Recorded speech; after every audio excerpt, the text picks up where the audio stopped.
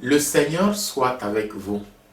Aujourd'hui, Jésus nous donne encore une fois l'occasion d'écouter les béatitudes.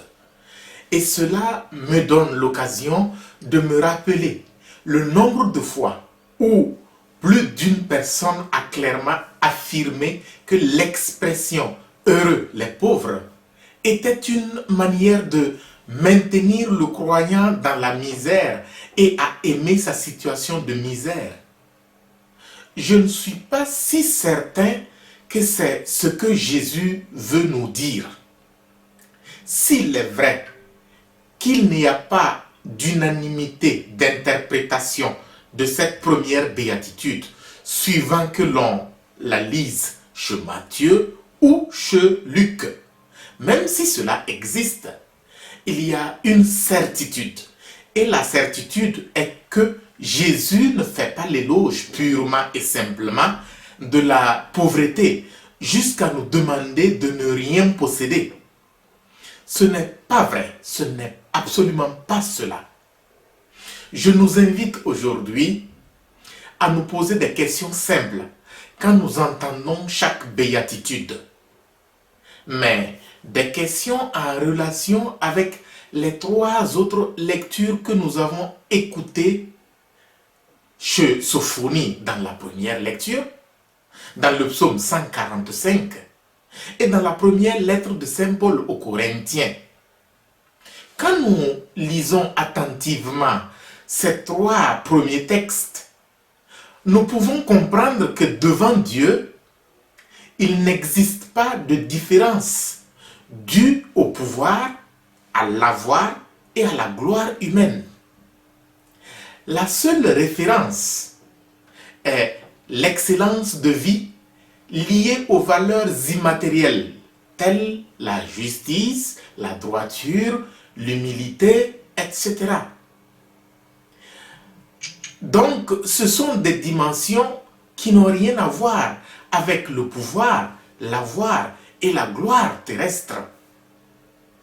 Et si nous essayons de comprendre justement les béatitudes dans cette ligne, il est possible que les béatitudes deviennent un concentré de notre nourriture spirituelle, qui ne nous rassasiera jamais, de telle sorte qu'elles demeureront vivantes et nouvelles chaque jour pour nous. Si la pauvreté est une bonne chose, c'est uniquement parce que Dieu ne nous jugera pas sur nos avoirs. L'esclave d'un roi avait un fils. Et le fils de l'esclave est devenu prêtre, puis ensuite évêque de la même ville.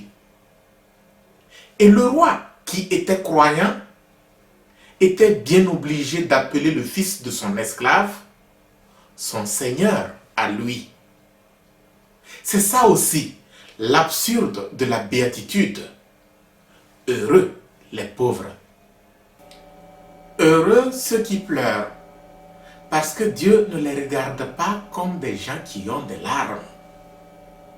Heureux les doux, parce que malgré la méchanceté des autres, Dieu est reconnaissant vis-à-vis d'eux. Heureux ceux qui ont faim et soif de la justice. Dans un monde où la réussite semble rimer avec la fausseté. Heureux les miséricordieux qui luttent pour pardonner là où tout semble impardonnable. Heureux les cœurs purs, quand la plupart des hommes se suivent avec deux visages et vivant sans clarté dans leurs relations. Heureux les artisans de paix, pas ceux qui offrent des armes à ceux qui se battent entre eux, mais ceux qui savent inventer une paix sans les armes. Heureux ceux qui sont persécutés pour la justice, quand la justice des hommes n'est qu'un savoir-faire et non plus un instrument de recherche de la vérité. Heureux êtes-vous si l'on vous insulte, si l'on vous persécute et si l'on dit faussement toutes sortes de mal contre vous à cause de moi. Parce que justement, être heureux comme le veut Jésus, ça dérange ce monde. Chers frères et sœurs, n'ayons donc pas peur du rejet du monde. Et Jésus lui-même remplira nos cœurs de son vrai bonheur. Heureux, vous qui croyez en cette parole. Le Seigneur soit avec vous.